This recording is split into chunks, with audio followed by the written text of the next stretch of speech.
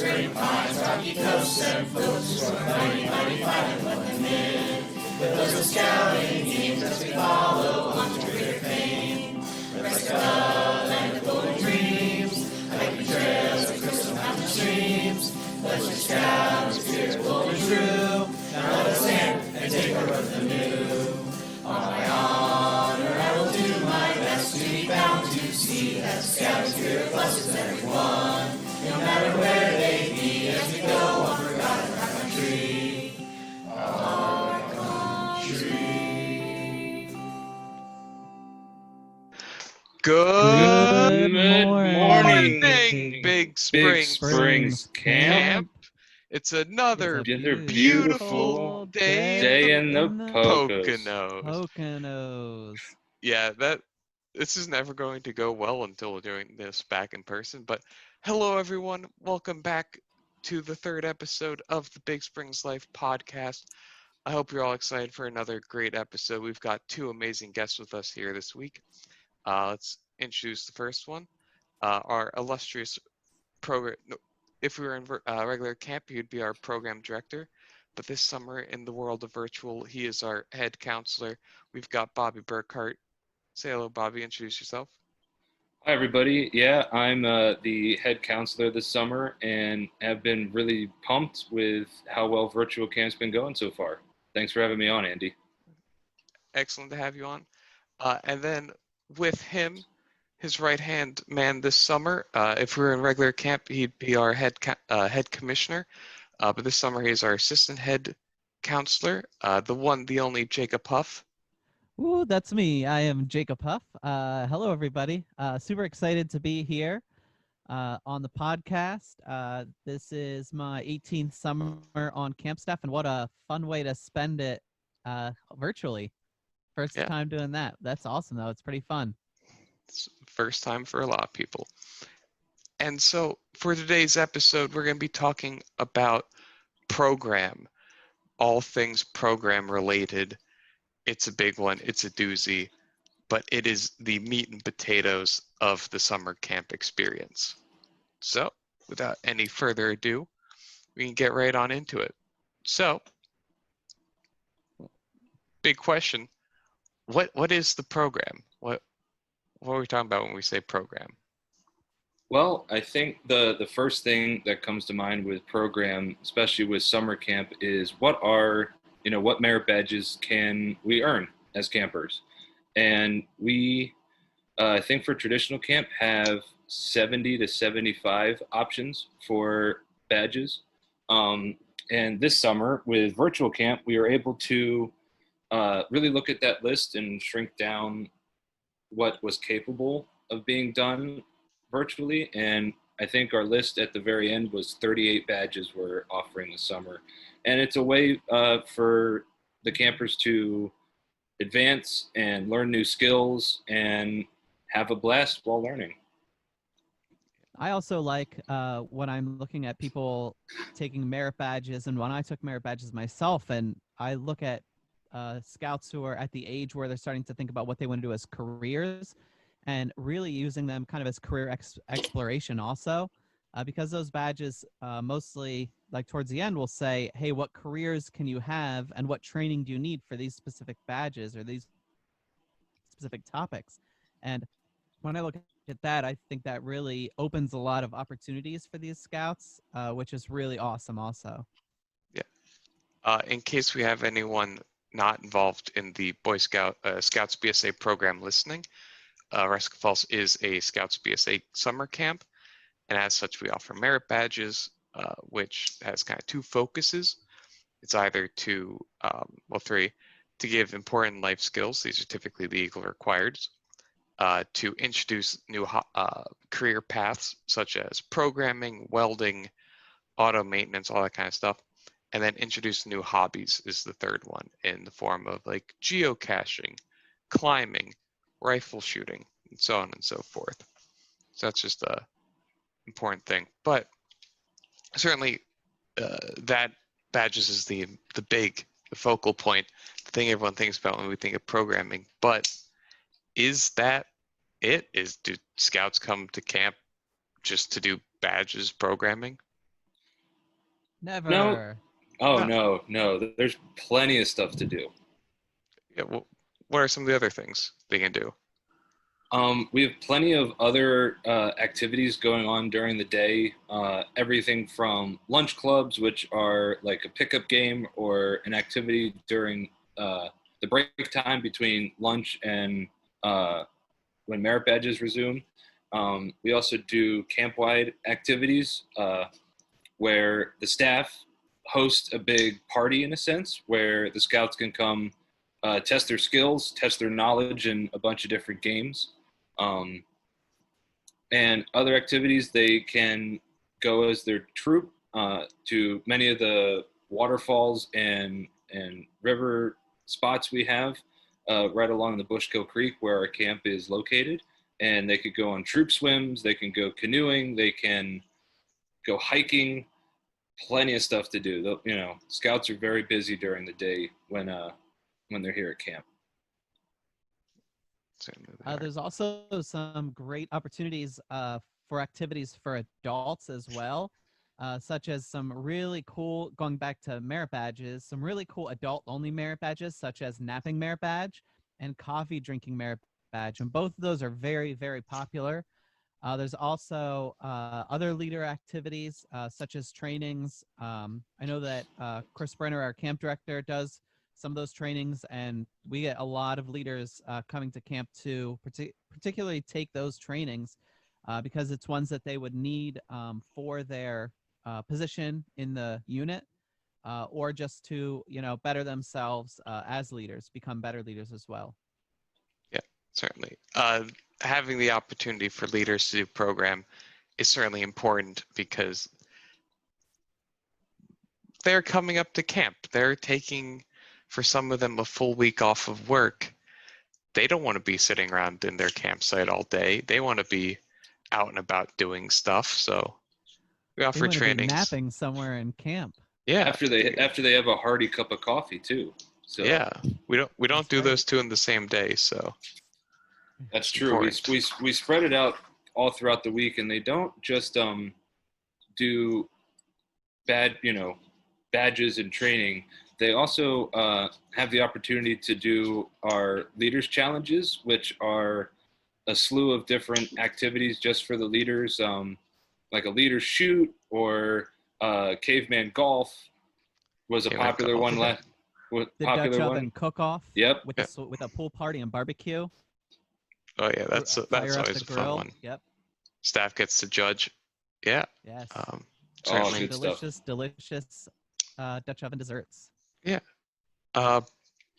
We've mentioned a lot of activities. There are other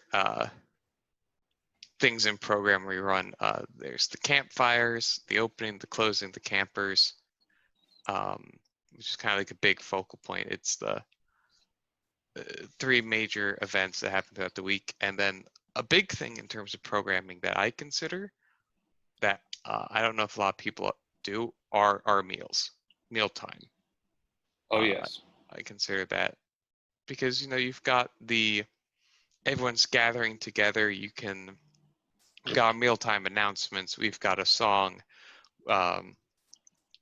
Even the saying grace before the meal, I consider program because say you go up there and especially for the staff during staff week when they're saying the Philmont grace for like the 12th time in a row, everyone's kind of enjoying getting a kick out of it, saying it along with them, and just having a time. But if there's one big takeaway from this, it's that the program is everything. I agree. Everywhere you look in camp, you could be like, well, that's program. And you look over here and you're like, well, that's program. Even a scout that, you know, they're not necessarily at a badge right away. And they're like, I have 15 minutes. I think I'm going to go for a little nature hike with my buddy. Well, guess what? You're part of program. You're taking a walk on one of our beautiful trails and, you know, checking the camp out. That's still part of program. Everywhere you look, you got program. It's awesome. Yeah, that's what really gets me excited is getting the opportunity to walk around and see all the campers doing merit badges, hanging out with their friends, making new friends, and catching up with some scouts at the training post, seeing how their day's going. That makes my day. Yeah. Certainly, it's a big important part of it. And we've kind of elaborated on this. We've mentioned a bit, but why is it important? Well, it's important because, again, it's everything. It's the camp. So we've identified what program is, both in the macro and the micro. But so how do we go about structuring it? Like how do we build a program? Well, I look at filling time slots. So you're looking at for merit badges, they usually run 50 minutes, which is one session, or some run a session and a half, so half into the next session. And that's merit badge specific, but we really look to add opportunities wherever we can, so that nobody feels that they're bored, that they're just sitting around and not doing anything. And there's a lot to do, but nobody ever goes up to anybody and says, why are you just sitting there? Why aren't you doing something? We want the scouts and leaders really to, practice some good time management and weigh their options and say, okay, well, there's 3 different badges going on at this period and I like all of them. Well, which one do I take? But it's the same kind of in the evening or afternoon. Like sometimes some programs would roll into each other and you really have to kind of decide which ones do I want to do or which ones could I kind of put on the side. But there's a lot to do, and it's really, made that way so that there's just opportunities everywhere you look for something fun to do. Yep, couldn't have said it better. Yeah. But another thing is, so one thing we say a lot is that it's kind of logical, but we don't say it a whole lot because when you say it, it kind of sounds too corporate for summer camp. But at the end of the day, the scouts, the scouters, the campers, the leaders are our customers. And so we want to appeal to them. So we're looking for activities and program that they would be interested in. So like, I'm just trying to think of an example. Like we all work with kids. Like, what are some things that the kids would want to see in camp for programming?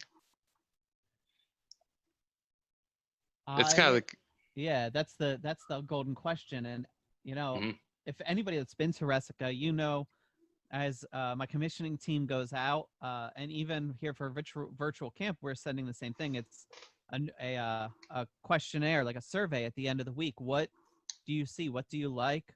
What don't you like? I know our camp, I pride our camp in every year that I come back, there's something new and something better. We're never stagnant. And even week to week, if something's not working one week, we turn it around and do our best to change it to make it better.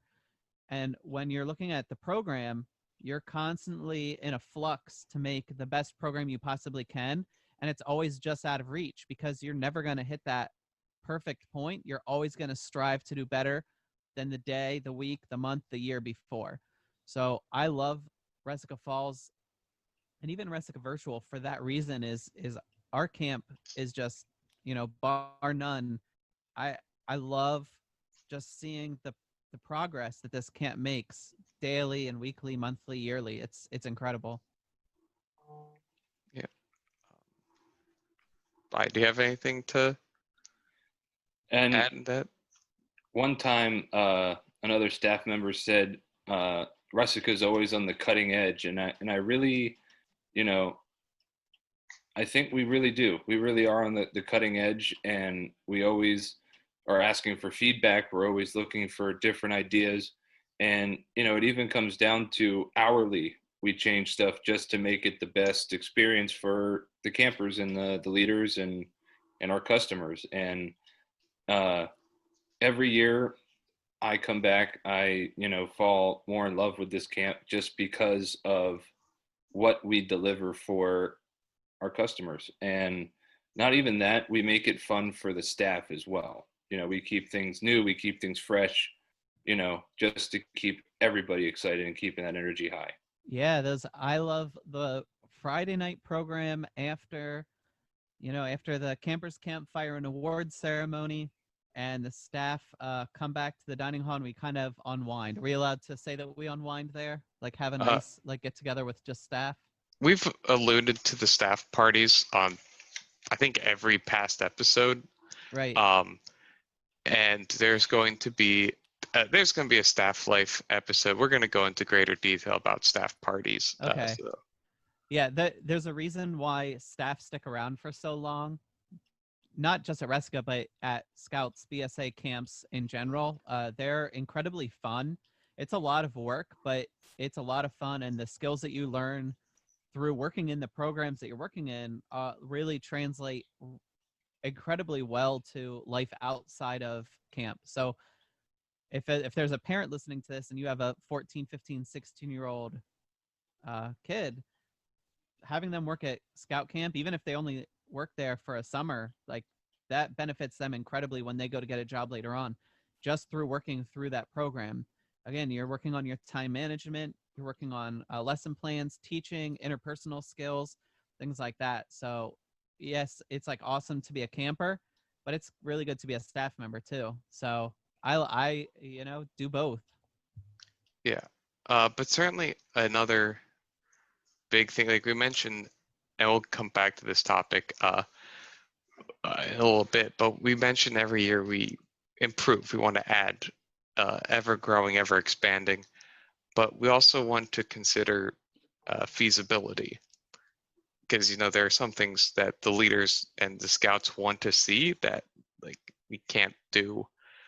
Classic example, and the staff, we kind of meme about it a lot, is at the end of that survey we give out at the end of each week, there's the big dream section of it's like 5 different things of like really big projects that like which of these would you like to see the most. And it's like a new eco center, and when I say new I mean like big and fancy and like down by the river, and then it's like a bigger dining hall. But the big one that's always number 1 is the lake zip line. Yep. Zip line. They want this lake zip line. And don't get me wrong, it'd be great. It'd be so cool to have a lake zip line, but it's not really something that's feasible. But staff can dream, staff can dream. Well, that's also campers. Campers can dream, yep. And then the leaders lounge that they suggest every now and again. Yep. So the big screen in the hot tub, and the hot tub, yeah, pool table. Probably like a kegerator in there too, but can't really do that. Nope. But yeah, so kind of moving on. This is kind of going to be a bit of a tie-in to our last episode, all about theme. Last one was kind of program to theme. This, I guess, will be theme to program. A little bit of a reiteration, but how do we do that? How do we make our theme relevant in the program? Well, at the end of the year, when we do our staff yearbook, we put out the staff surveys, and we sort of get a feel of what the staff thinks the next theme would be for the next year. And from there, the camp leadership team looks at the list, sees what's really popular, and then again, back to the feasibility thing, like you were talking about, Andy, is how feasible is it to create that theme without blowing a budget or not doing it to the fullest extent. And then from there, we sort of narrow it down and do a vote, and that's how we choose the next theme. Yes, I like that staff has at least the chance to put their 2 cents in and I just having a theme in general is really fun. It challenges us as a staff to do that, just that. Like, how do we take this theme and program it up? Like, how do we, have a symbiotic relationship between Scouts BSA Camp, Resica Falls, and whatever that theme may be that year? And sometimes I look at it and I'm like, oh boy, this is going to be a toughie. Or sometimes I look and I say, well, that's a no-brainer. That's going to be really easy. But all the times it ends up being so much fun, like a super, just incredible, fun time. Excellent. We can keep a story straight between various people because pretty consistent with what I said last week. But yeah, so we pick the theme, and then we gotta make it work. We gotta reskin things. Like obviously, some things can just be reskinned, but other things we want to build up new. With what are some kind? Any of you think of any kind of program that we built from the ground up to fit the theme in recent years? I remember when we did the Olympics theme, and we had scouts go around to the different program areas, kind of round robin, and I thought that was really a smart and fun way to do things. Each program area that was included in this kind of round robin had a specific country and taught some skills from that country, taught some civics, some like history or ideas about what that country's known for. And I thought that was just really cool. I know that the archery was South Korea. For those that don't know, South Korea is really known for their archery, especially in the Olympics. They do really well every year. And when I was at the rifle range that year, rifle shotgun range, we did China, specifically because of China's kind of their invention of gunpowder and use of gunpowder. And we didn't just do shooting there, which we did, but we also taught some acrobatic skills, and we taught about tea, which I just thought was really neat. It's like, why? Well, I can't believe we're doing tea here at shooting sports, but it was just really neat. But just the amount of thought that went into each program area and what they ended up doing with their country was just really cool. I thought that was really awesome. Yeah. Bobby, can you think of any things we've built from the ground up for your theme? It was before I joined camp staff, but I heard a lot about Pirate Day when that was the theme, and just the amount of orchestration and pre-planning and work that went into it. It was amazing. Just this well-oiled machine where every staff member had a role and just all worked in sync to pull off Pirate Day, which was an afternoon at the lake with various activities, and Jacques, our host for the day. But that was one thing I saw and heard about and saw pictures, and it was just incredible to see the amount of planning and everything to make that program awesome. Yeah. There's also one thing that we literally built from the ground up for Ocean Island Adventure, which was Oh no. yeah, that's right. It was Olmec. So Olmec. we had a big Olmec statue on the stage that took a little bit to get done, but once it was done, I thought it was really cool. Didn't its eyes lit up right when it talked? Yeah, it did. They did light up. Yep, and we had Patrick Campbell, our program director, voice it, which we pre-recorded to have our sound techs play when it was like time in the script for that to happen. And I know that people give it like a hard time and things like that, but it was a labor of love. I loved Olmec. I thought it was like awesome. And I think it was definitely one of those like outside the box type thinking things. Normally our campfire has our run-ons and stuff like that, but we usually don't have a set piece like that.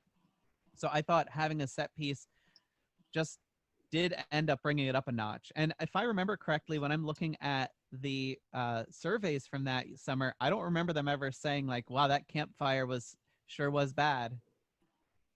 Yeah, So no, they I'll never. just say that. Yeah, maybe that'll be a good episode. The behind the scenes, the camp staff memes that no one sees. That's true. I Oh, still have all the Olmec voiceover too oh, saved. So holy guacamole! holy guacamole. Holy guacamole. The birth Yeah, of holy guacamole. yes, but yeah, that's the That's a whole theme. nother. That's a whole nother You episode, could I do guess. you Right? could do a whole podcast on holy guacamole. Oh yeah, yes we could.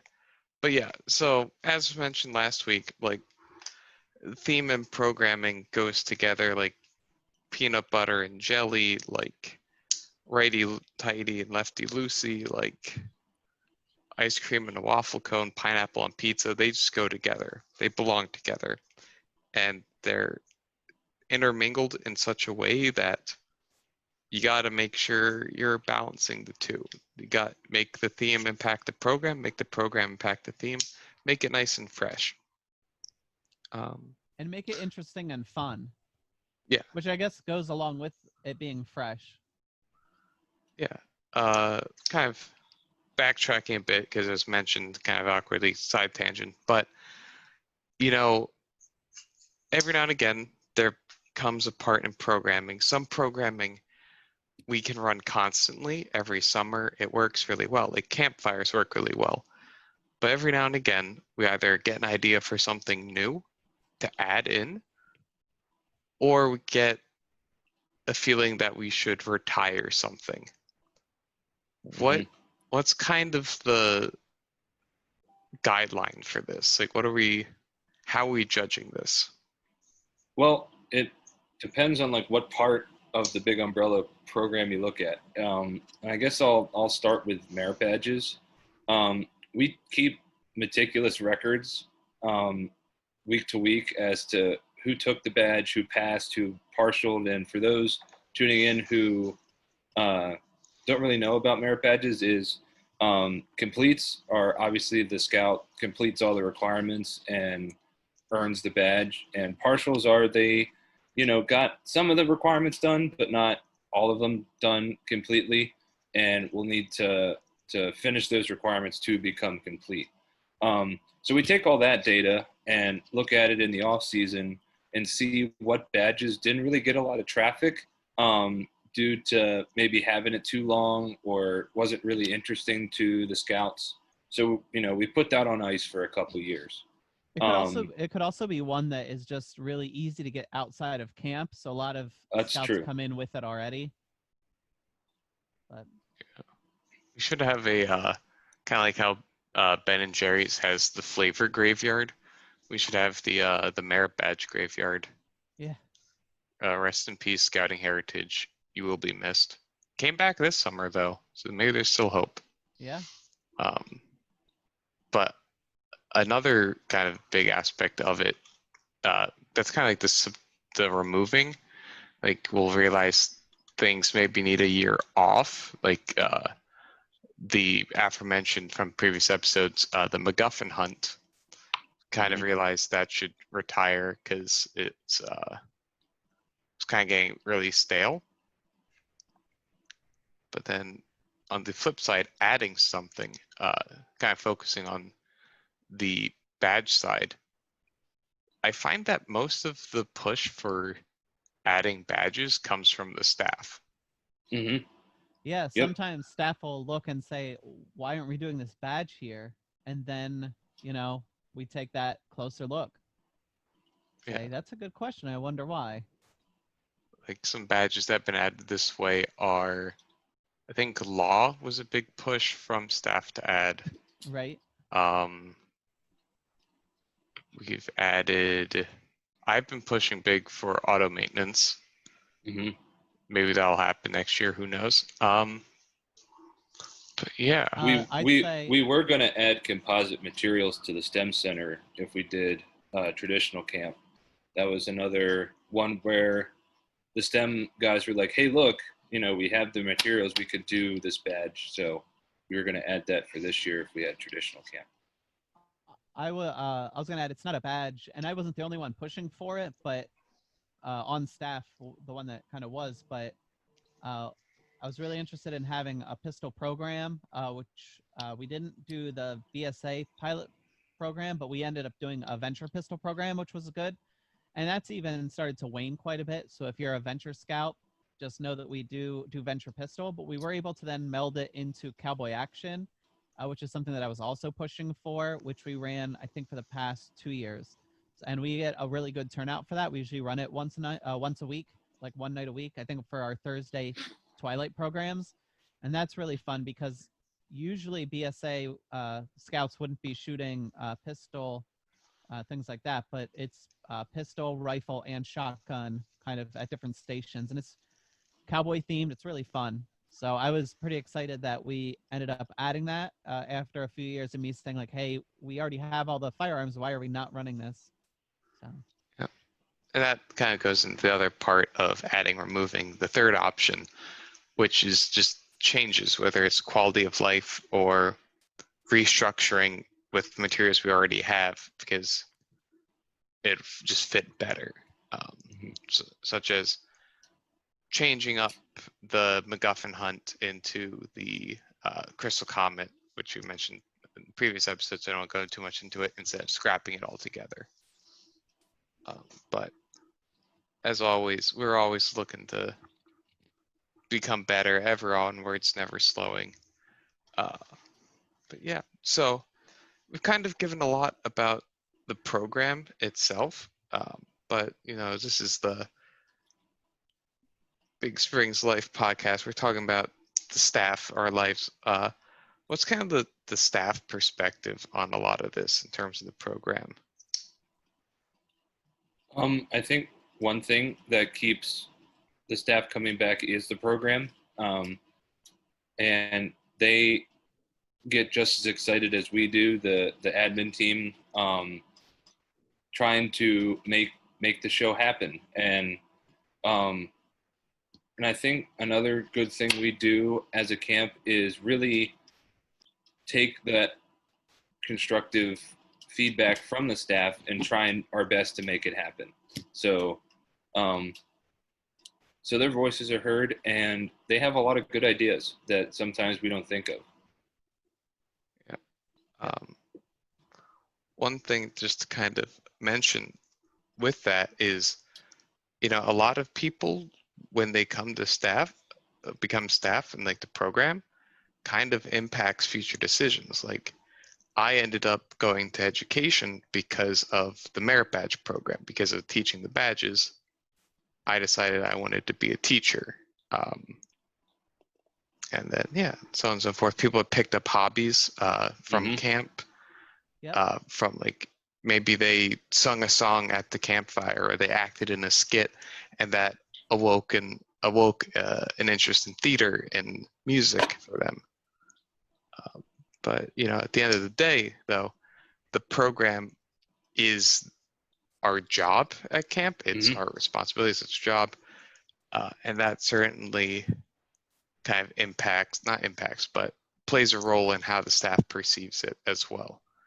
But we try to encourage the having fun with it, because if we're having fun, the campers are having fun with it. But we do definitely get a couple of people who get into that slog. I was gonna say, I know we don't do it every year, but when we have our end of the year banquet, some of the years they announce what the next year's theme will be, and the amount of like applause and cheering, just that makes me like feel so good inside, seeing how amped up the staff is for the next year. I'm like, this year's just finished. We all spent like a solid like couple of days like tearing tents down, sweating in the August heat, and here you are ready to start it over again, and we haven't even finished this summer. Like that just makes me feel so good.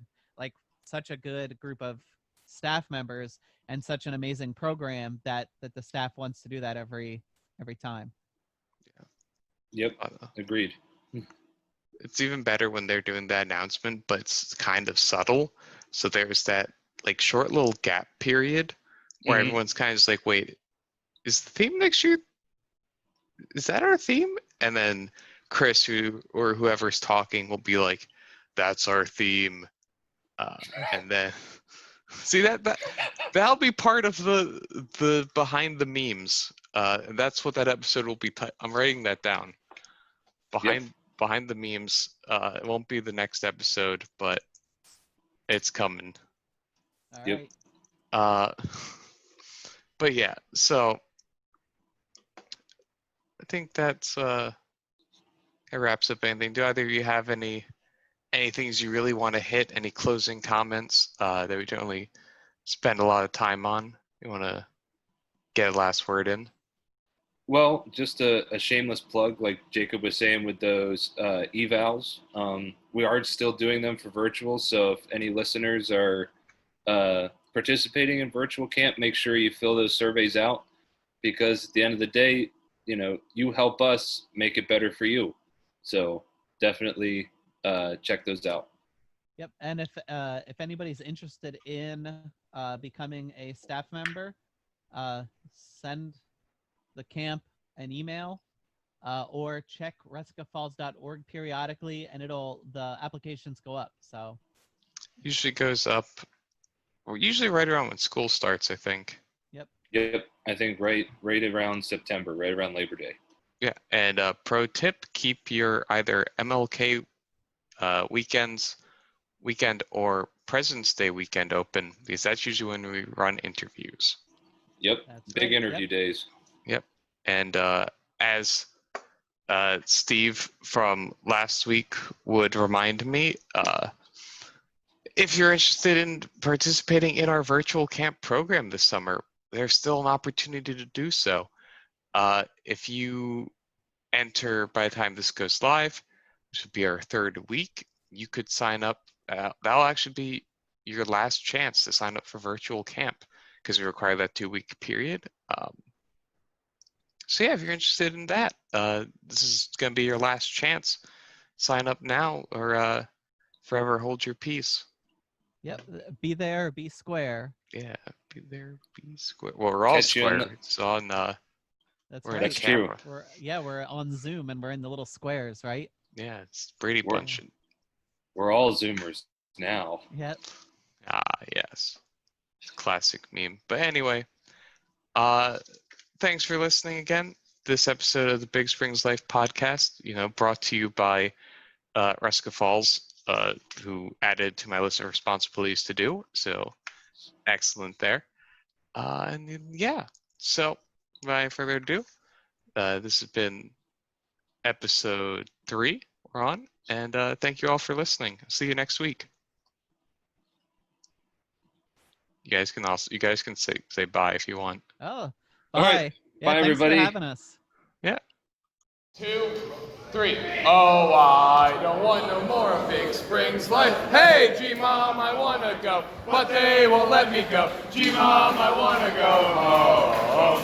Oh, the egos up at Big Springs, they say we're pretty fly, but we can't find a single tree that we can identify. Oh, I don't want no more of Big Springs Life. Hey, G-Mom, I want to go, but they won't let me go.